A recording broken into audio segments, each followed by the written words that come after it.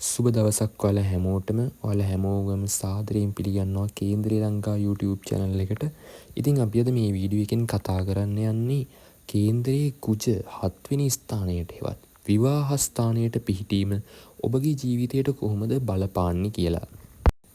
ඉතින් වීඩියෝ එකට යන්නට කලින් අපේ YouTube channel එක subscribe කරලා bell icon එක click කරලා තියාගන්න. අපි අලුත් වීඩියෝ එකක් upload කරපු සැලින් ඔයාලා ළඟටම අපේ videos ගෙන්න ගන්න හැකියාව තියෙනවා. සමාජයේ ගොඩක් තරුණ තරුණියෝ දුක් වෙන කනගාටු වෙන පසුතැවෙන ප්‍රශ්නයක් තමයි මේ කේන්දරයේ විවාහ ස්ථානයට කුජ පිහිටීම. කුජ පිහිටීම අපි බලමු කොහොමද ඔබගේ ජීවිතයට බලපාන්නේ කියලා. ඉතින් මේ කුජ හෙවත් අංගහරු ග්‍රහය හතේ ඉන්න හැමෝගෙම ජීවිත කඩාකප්පල් වෙනවා, විවාහය දික්කසාද වෙනවා. එහෙම කියලා දෙයක් නැහැ. මේවා හැම වෙලාවෙම මෙහෙම වෙන්නේ නැහැ. නමුත් බොහෝ දුරට අපි දැකලා තියෙනවා විවාහය හෙවත් මේ 7 වෙනි ස්ථානයට කුජ පිහිටි විට ඒගොල්ලන්ගේ විවාහයේ දෝෂ කරදර පැමිණෙනවා. ඉතින් මේ කුජ 7 වෙනි ස්ථානයේ පිහිටි විට විවාහය දික්කසාද වීම ඇති වෙන්න පුළුවන්. දබර සහිත රණ්ඩු සහිත විවාහ ඇති වෙනවා. විවාහයට කරදර පීඩා පැමිණෙනවා. සතුරු බලපෑම්. ඒ වගේම මේ කුජ සෙනසුරුත් එකට හිටියොත් දරුඵල නැති වෙනවා කියලාත් කියනවා. ඇත්තට මෙහෙම අනවශ්‍ය බියක් ඇති කරගන්න උවමනාවක් නැහැ. මෙතනදී සමහරු මගේ කුජ හතේ කියලා ඒගොල්ලෝ බොරු අනවශ්‍ය බියක් ඇති කරගෙන විහිං ඒගොල්ලෝ ජීවිත විනාශ කරගන්න අයත් ඉන්නවා. එහෙම තත්වයකට යන්න ඕනේ නැහැ.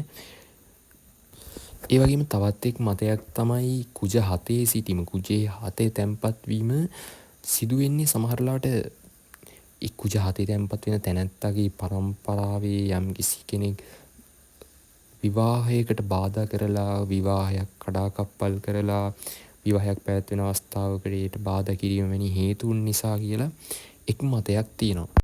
ඉතින් ජ්‍යොතිෂයට අනුව මේ කුජගෙන් ඔයාලගේ විවාහයට වෙන බලපෑම අඩු කරගන්න පුළුවන්, නැති කරගන්න පුළුවන්.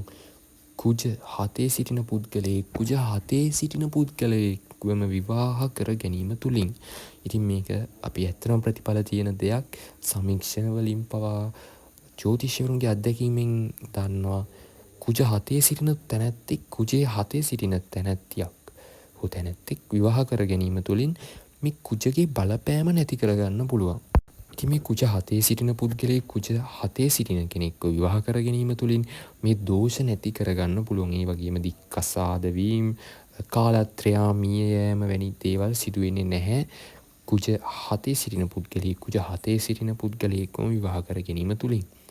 ඒ වගේම මේ කුජට හොඳ දෘෂ්ටි වැටුනොත්, ගුරු වගේ ග්‍රහයෙක්ගේ දෘෂ්ටි වැටුනොත් මේ බලපෑම් අඩු වෙනවා. ඒ වගේම තමයි කුජගේ නැකත් උපස්ථාන ගුරුට අයිති නම් මේ කුජගේ නරක පැත්ත භංග වෙනවා. ඉතින් මේ කුජගේ බලපෑම නැති කරගන්න පුළුවන් එකම ක්‍රමය තමයි කුජ හතේ සිටින පුද්ගලයෙක් කුජ හතේ සිටින තැනැත්තෙක් හෝ තැනැත්තියක් විවාහ කර ගැනීම තුළින් මේ කුජගේ තියෙන දෝෂ නැති කරලා සුබ ප්‍රතිඵල ගෙනල්ලා දෙනවා විවාහයට. ඉතින් ඕගොල්ලෝ බය වෙන්න දෙයක් නැහැ ඇත්තටම. ඉතින් අපේ වීඩියෝත් එක්ක එකතු වෙලා හිටපු ඔයාලගේ කුජ හෙවත් අංගහරු 7 වෙනි ස්ථානයේ නම් විවාහ ස්ථානයේ නම් ඔයාලගේ ජීවිතේට කොහොමද කුජගේ බලපෑම, අංගහරුගේ බලපෑම කියලා ඔයගොල්ලන්ට පුළුවන් කමෙන්ට් එකක් දාගෙන යන්න. අපේ වීඩියෝ එකත් එක්ක එකතු වෙලා හිටපු ඔයාලා හැමෝටම ස්තුතියි. ඉතින් අපි නැවත අලුත් වීඩියෝ එකකින් හමු වෙනකන් අදට සමුගමු.